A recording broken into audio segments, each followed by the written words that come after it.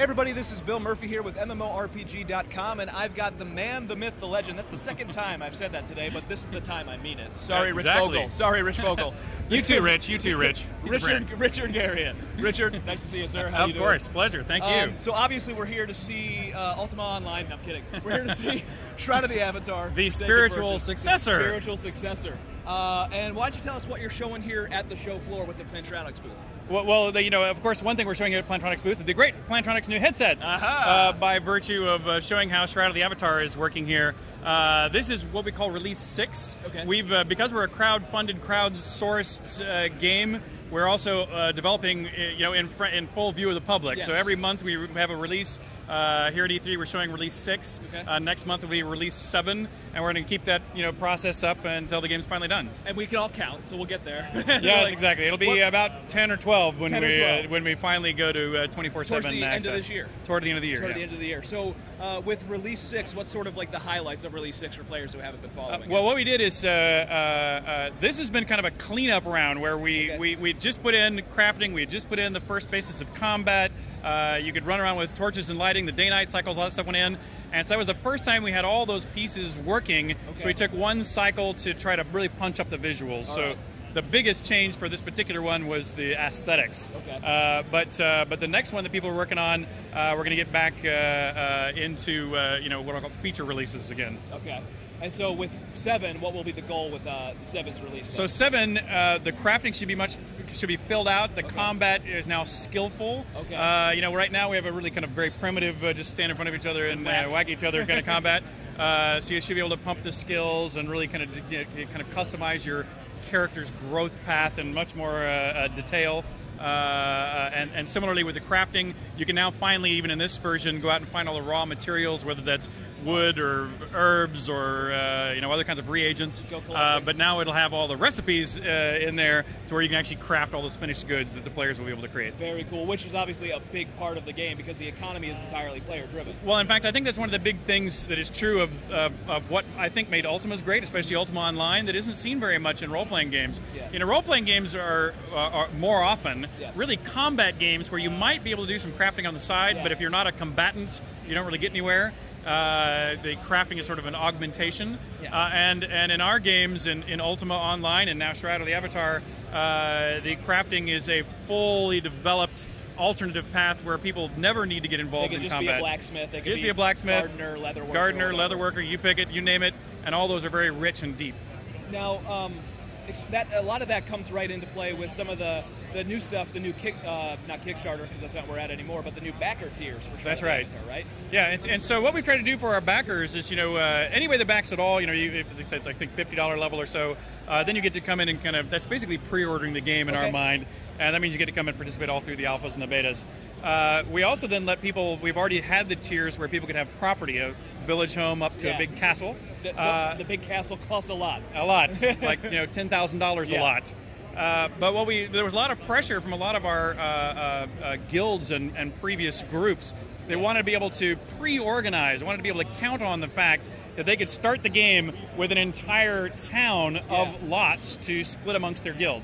Okay. And so we set this up to where small towns, we call holdfasts, you can buy all the lots or control access to all those lots for about $750. Okay. Not cheap, but it's it's a dozens group of people, hopefully. it is a group that split the cost.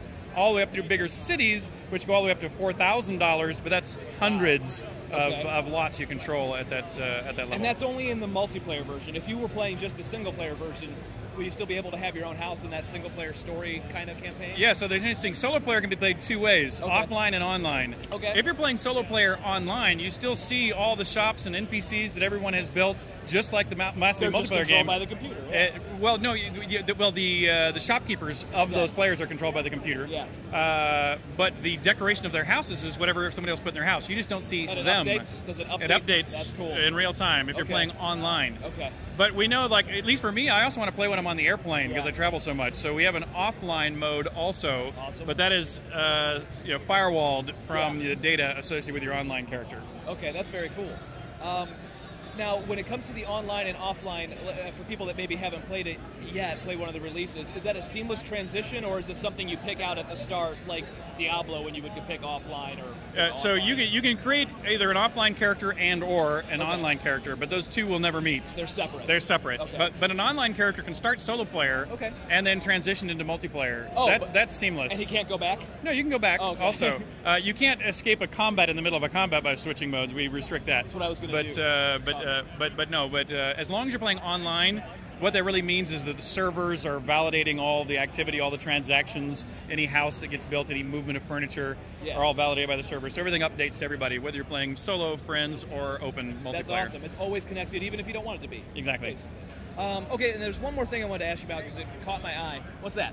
Yes. So, we're trying to award the player community for their contributions. We have people that have started radio stations.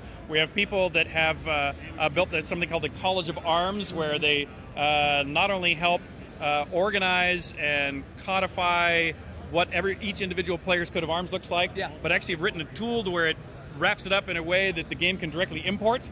So it took a huge amount of work off our plate, and so we try to say thank you to the community. And so we have two things. We have one is these. This is for players to get indoctrinated into the Order of the New Britannian Empire. Okay. And we give out these ONBEs, like a British knighthood. That's cool. And you can see these are pretty nice medallions. Yeah, they're pretty good stuff. These are not cheap. This is not cheap. It's not plastic. And similarly, we for businesses, we have another kind of award, a placard that we give them as well, a royal warrant. Okay, I have a question now then. You're talking about how players really contribute to the game and they're part of the community. They're like developing the game. I remember you asked somebody to help bring a Calibeth into the game, right? Well, we did this. My previous, so the predecessor to Ultimas was called a Calibeth. Yeah. The predecessor to a Calibeth was called DND1. Okay. And even I had not seen that since 1975. But I had a printout of the code. All right. And so we actually put a challenge out to the community. We said, hey, can anybody rewrite this to work in modern terms? And the bonus is if we could actually stick it in the game. Yeah. And so we had 30-ish entries, maybe 40 entries. So people that did a really good job, including making teletype simulators, to do the display with. And so we actually haven't showed the winners being selected here while we're at E3, and we're going to announce it right at the end of E3. Awesome. Who the winner of that contest was. And what will happen when they've done that? What will they? Well, first of all, they get awards in the sense that we're giving them a very nice package of rewards in the game. Yes. But also, hopefully, we'll at least with one of them, we'll import it actually into the game proper. Awesome. I was just thinking about, again, I already hugged this guy because he made Ultima 7, and I finally got to meet him in person, by the way. Yeah. But at Ultima 7, you're like, you're looking at your screen, and it comes out on the screen, and he's like Avatar. I'm just thinking how cool it would be if you're playing D&D 1, and then you somehow segue into the big. That's all. That's exactly. No, I agree. And some people, what's funny is people made additions and improvements into it, or found bugs or anomalies that I'd forgotten about since high school. Yeah. Including if you didn't put in the player name Shavs, SHAVS, you were kicked out of the game. And so you had to use that name or it didn't work. And that was a friend of mine who used to call me that as a critique. But anyway, so people have found these oddities that we've some of them chosen to change it where you could have your own name, whatever it was. That's cool. But anyway, fun bits of the past. That's 40 years ago. Yeah, it is, isn't it? I know. Sorry. I go back a long ways, but but part of the benefit of being around so long is that you get to help make words like MMORPG, that's true. Or Avatar, or Shards. What do you think about that, real quick? What do you think about Shards? Have you seen that one? Oh, the game. I've seen some screens of the game. I think the game looks great. Yeah, of course. But I think it's interesting that term. I don't think they're using the term for the same reason, by the way. But I was talking with some people doing internet database divisions, and they call divisions in a database shards, even though they're not gamers. Oh, okay. But the game really comes from Ultima Online, which really comes from Ultima 1's history of the Mundane the Wizard's Gem of Immortality. Look at that. Yeah, I had no idea about that. That's cool. Well, Richard, thank you for your time. Absolutely. And, good luck with the rest of the show, and good luck. Thanks. You're opening up in like a week, right? Is that what you said? The 26th. The 26th, it opens up for Release 7. Release 7. That's People will be playing it and enjoying it and testing it and breaking it, probably. Come join us. Thanks very much.